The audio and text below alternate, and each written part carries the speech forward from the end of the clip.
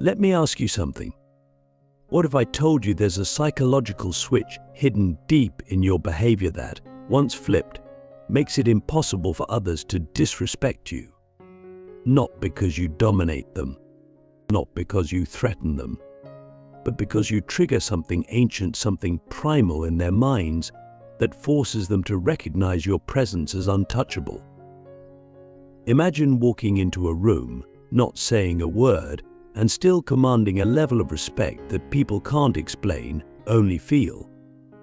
That's not charisma. That's not social skill.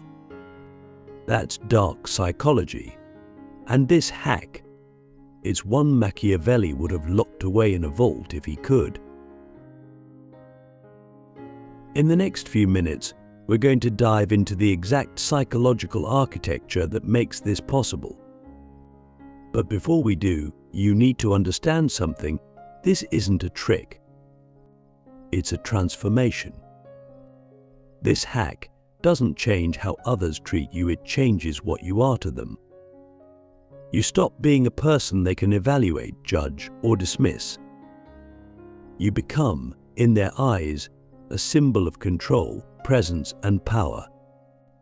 And once you become that, disrespect ceases to even occur. Click subscribe to this channel to get more profound insights. So how does it start? First, we have to understand what disrespect really is. Disrespect isn't just someone being rude. It's a perceived hierarchy violation. It's when someone believes they can push you down to raise themselves up. It's a power play. But here's the secret Machiavellian insight. People only attempt disrespect when they calculate that it's safe to do so. When they believe you won't retaliate, won't correct, won't shatter their illusion.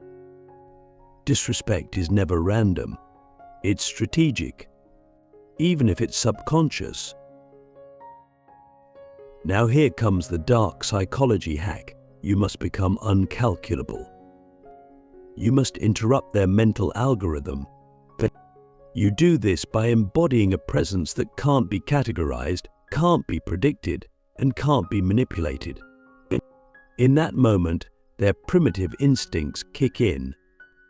They don't think, let me insult this person. They think, something about this person makes that feel dangerous. And that's when the game flips. But how do you become that person? It starts with radical self-regulation. You must master your reactions, because people don't disrespect you because of who you are, they disrespect you based on how you respond. If you flinch, get angry, laugh nervously, over-explain, or try to prove yourself, you send one message: I'm not in control. And the moment you lose control of yourself, you hand them control over you. That's why the first step is stoic silence. Not coldness, not arrogance, just stillness. A calm, grounded neutrality that says, I see everything, but I owe you nothing. The second layer is non-attachment. This is where most people fail. They need to be respected. They crave validation. They react to being misunderstood. But here's the paradox. The more you need respect, the less you get it. Because neediness is weakness, and weakness invites attack. But when you stop needing respect, you start commanding it. Your detachment becomes your armor. Your indifference becomes your weapon. Let me ask you something personal. How much of your behavior is driven by a desire to be liked? What conversations did you avoid today to keep the peace? What truths did you bury to seem agreeable? What version of yourself did you edit just to fit in?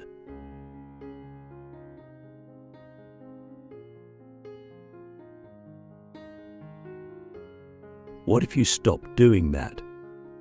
What if you became so rooted in your own values, your own truth, that you didn't flinch when someone misunderstood you, because you didn't need them to get it. That's when the shift begins. You stop performing, you start radiating, and people feel it. Think about a lion in the wild. It doesn't roar to prove itself. It doesn't need to. Its mere presence rearranges the behavior of every animal in the field. That's the energy we're talking about. Not loud, not aggressive, unignorable. And it comes from internal congruence when your thoughts, your emotions, your words, and your actions are all in alignment. No masks, no contradictions, no hidden agenda, just pure, distilled presence. But here's where it gets even darker and more powerful.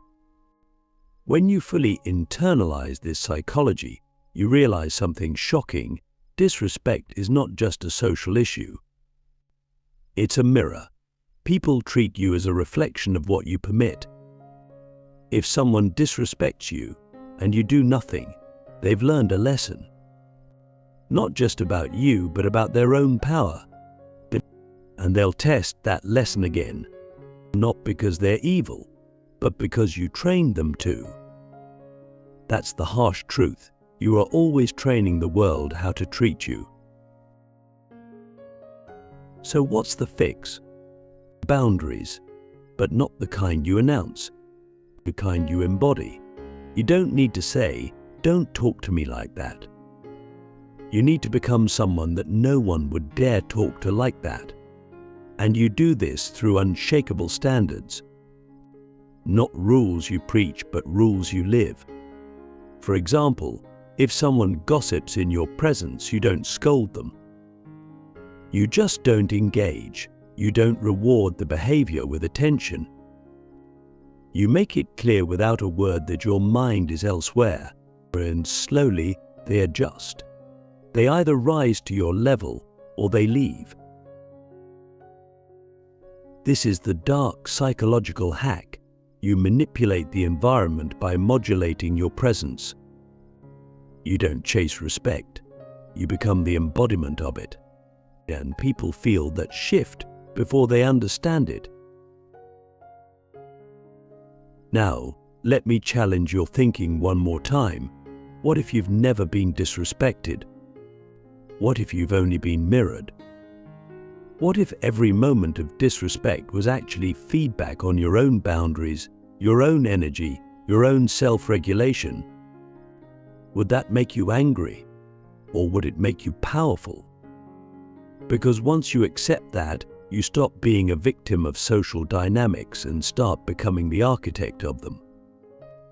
And here's the final twist, something Machiavelli understood, but never wrote directly. Once you reach this level of control, you become untouchable, not just to disrespect, but to chaos. You stop being reactive. You stop being insecure. You stop being predictable. And in that stillness, in that absolute calm, people don't just respect you. They fear disrespecting you, not because you punish them, but because something in them whispers, this person is different. This person is dangerous, not in the sense of harm, but in the sense of depth. They can't be manipulated. They can't be tricked. They can't be moved. And that's when you become the lion. The silent dominance effect, how to radiate power without saying a word. Think about this for a moment. When was the last time you walked into a room and didn't feel the need to prove anything? You didn't try to be funny. You weren't scanning for approval. You didn't adjust your posture, your tone, your personality. You just walked in, and your presence alone shifted everything. Most people have never felt that, because most people are trapped in a loop of performance. They speak to be heard, to be validated, to be accepted. But the silent dominance effect doesn't rely on words. It rejects that whole model. It's about becoming so aligned, so grounded in your essence, that your mere presence bends the emotional atmosphere around you, like gravity. We've been taught that power is about volume, who speaks the loudest, who takes up the most space. But that's an illusion. That's the power of boys. The real power, the dark, unshakable kind, belongs to those who can dominate a situation without opening their mouth. And the moment you master that, disrespect becomes not just rare, it becomes impossible. Let's break down how. First, you need to understand that energy precedes language. People can sense you long before they understand you. They feel your posture, your breathing rhythm, your eye contact, your silence. And because most people are so mentally noisy, so insecure, so reactive, when they encounter someone who is still, it triggers something ancient in their nervous system. It activates the same instinct that animals feel when they're near a predator, not fear of violence, but awareness of hierarchy. But here's the key: true silent dominance doesn't come from pretending to be calm. It comes from actually being calm. And that means mastering the battlefield of your own mind. Because if you walk into a room trying to act confident, while your thoughts are screaming insecurities in the background, people feel that. You leak anxiety, your body betrays you. But if your internal state is truly still, truly composed, then your presence starts to speak for you. And what it says, silently, is, I am not performing for you. I am not competing with you. I am simply here. And that alone is enough. This is what the Stoics trained for, what Buddhist monks embody, what samurai cultivated. The ability to radiate power not through aggression, but through absence of need. Because the most powerful person in the room is never the one who wants the most. It's the one who needs the least. So how do you build this? Start with your body. Your nervous system is the first battlefield. Regulate your breathing, slow it down. Ground yourself in your feet. Loosen your jaw. Or relax your shoulders. These aren't random tips, they're signals to your body that you're safe. And when you feel safe, you become unshakable. Your silence stops being awkward. It becomes loaded. Like a coiled spring that doesn't need to move because it's already won. Then, train your eyes. Eye contact isn't about staring people down. It's about being fully present. Most people don't actually look when they look. Their gaze is either evasive or aggressive. But when you look at someone without agenda, you see them fully, and they feel it.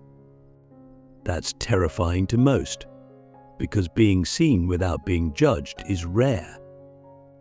And when you do it, you instantly rise in their subconscious hierarchy.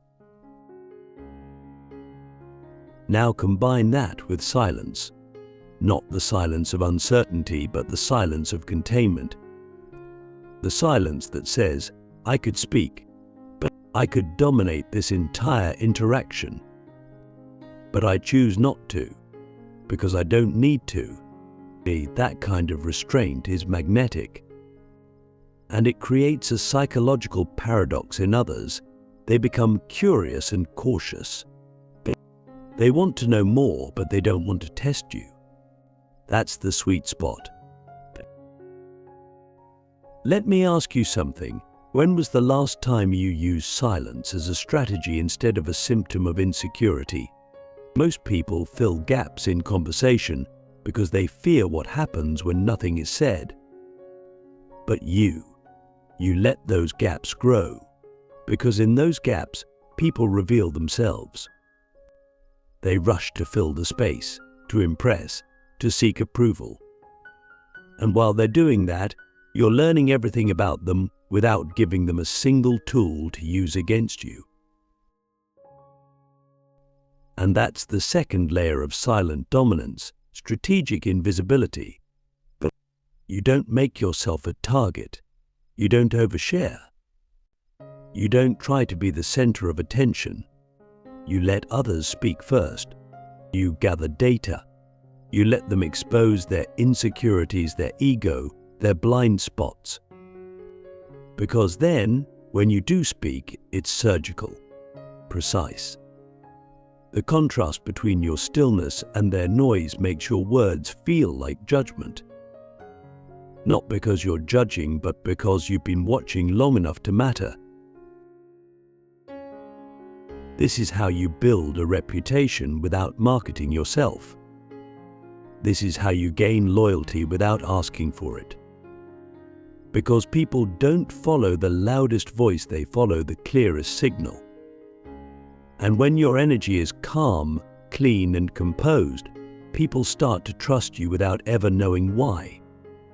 But there's a deeper layer still. Silent dominance isn't just about how others see you. It's about how you see yourself. You must truly believe that you are your own authority, that no one's opinion of you matters more than your own, that you are willing to be misunderstood, underestimated, even disliked if it means staying true to your core. Because without that internal alignment, all your outer stoicism is just a mask. And people can smell a mask. So how do you align? You start by asking yourself, what do I actually value? What am I willing to suffer for? What am I not willing to tolerate? These aren't philosophical questions. They're battle plans. Because once you know your code, you stop negotiating your identity. You stop bending your spine just to make others comfortable. And when you stop doing that, disrespect dies. Why? And when you combine these, you become unignorable. Not because you're loud, but because your presence is so rare, so complete, that people feel they're in the presence of someone who knows something they don't. That's the real dark psychology hack. But you don't dominate others. You dominate yourself and let them feel the echo of that mastery. So let me ask you one final question before we go deeper. What would your life look like if you stopped performing? If you stopped chasing approval? If you walked into every room knowing you needed nothing but could offer everything? What kind of respect would that attract? What kind of power would that radiate? What kind of peace would that unlock?